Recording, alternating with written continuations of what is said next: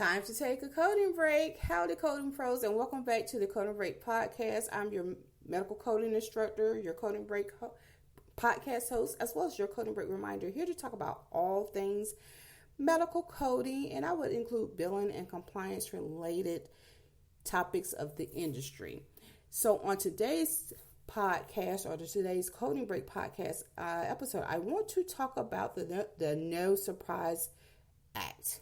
Again, the No Surprise Act. So basically, what is the No Surprise Act? This law pretty much bans out of network balance billing in emergencies for air ambulance and during scheduled care at in-network facilities where you have no provider choice. Again, so on today's episode, I want to be focusing on Texas consumers. Again, Texas consumers. And so I had posted a message or an image stating that I will be doing a video.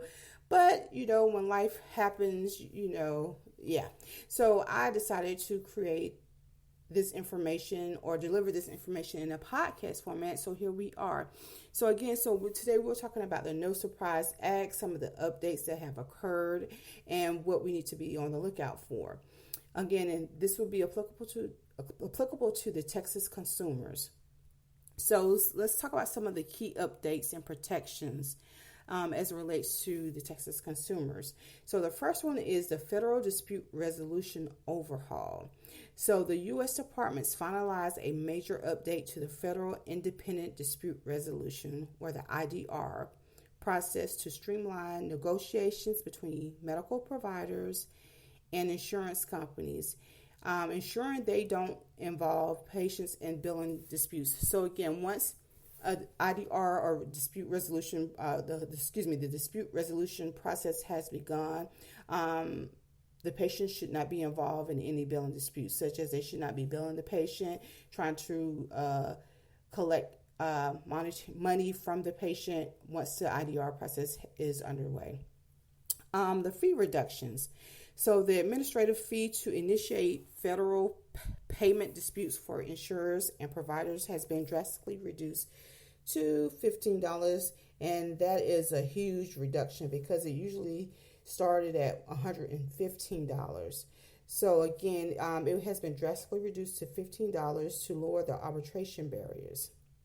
So that's a good thing. The state versus federal scope. So the Texas state protections apply to state-regulated insurance plans, and this is roughly about 16% of Texans, while the Federal No Surprises Act covers self-funded employer plans and most others.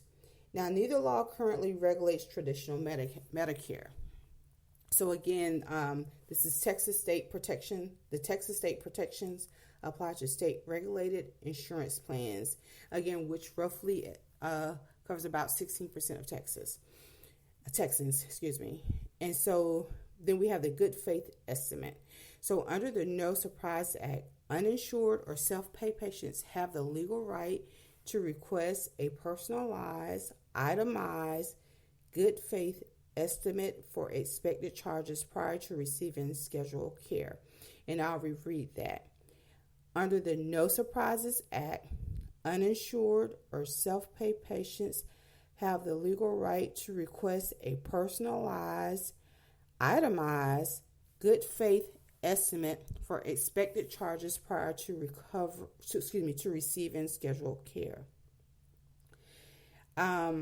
So you have the right to request an estimate of regarding services, or you say services or surgeries that your provider recommended, and you by law you have the right to ask for those specifics to your care prior to having those services rendered. So again, it's not a general overall I would say estimates such as, okay, this is the typical cost. No, you have the right to ask for one that is specific to your services or to your health care.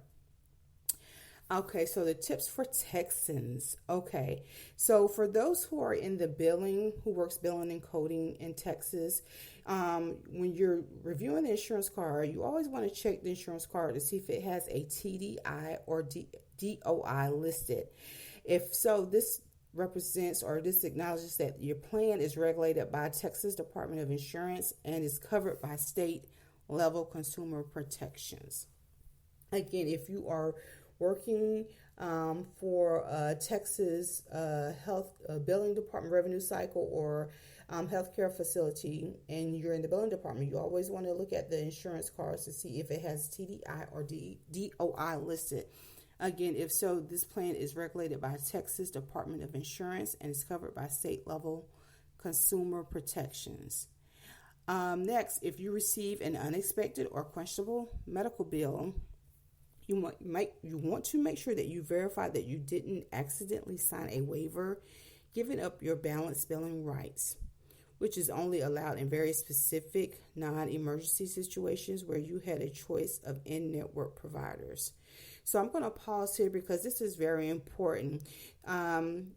Where do you look for these consents? Where do you look to ensure that you don't mistakenly sign over your rights? And typically, and I know for a fact with surgeries, whenever you are consenting before you have the surgery performed, like let's say you show up for surgery and you're consenting for a provider or surgeon or what have you to perform the surgery, sometimes those rights, the lingo for those rights are embedded in those consents. So you, as a consumer, as a patient, you want to make sure that you are reading those consents with fine-tooth combs before signing off on it. Again, that's where I've seen them embedded in those consents. And as someone who's presented for surgery, more than likely you're probably not reading carefully. You're probably just kind of skimming it. And then, or if you're not reading it at all, you go ahead and sign off on it. Because again, those consents are usually presented the date of the surgery. So prior to having surgery, you want to make sure you're taking your time and reading those with the fine-tooth comb, because that's usually where that lingo is embedded. So yeah. And then if this happens, if you accidentally sign over your right, then in Texas, you can file a complaint or check your rights on the Texas Department of Insurance Consumers Help portal. Again, that's the Texas Department of Insurance Consumer Help. So again, the takeaway is you want to make sure you're reading those consents prior to, and for someone who is underpaid underinsured or self-paid, you want to make sure that you're requesting an itemized and personalized estimate for the services or expected services that you're planning to receive. If you work in the billing department for a Texas revenue cycle facility healthcare, you want to make sure when you're looking at the plans that are regulated by the Texas Department of Insurance that it has a TDI or DOI listed on it, on the insurance card. And then if you are the medical provider or medical facility or the insurer, again, when you're filing an IDR or independent dispute resolution in regards to billing, know that the administrative fee was reduced from $115 down to $15, and this was done so to lower the arbitration barriers. So yes, so again, these are some of the highlights or some of the key takeaways from the No Surprise Act. And so again, if you want more information or to get a little bit more specifics, definitely check out the Texas Department of Insurance Consumer Help portal, or you can just Google it, such as I, and put in, again, the No Surprise Act updates, and then get that full breakdown of the No Surprise Act of 2026. Again, the information that I share with you was again specific to Texas. So if you're doing billing or coding, or if you are a consumer of Texas healthcare, then again, this is a good opportunity for you to take a read or do your research and be aware of what your legal rights are as a consumer. So that's all that I have for this coding break.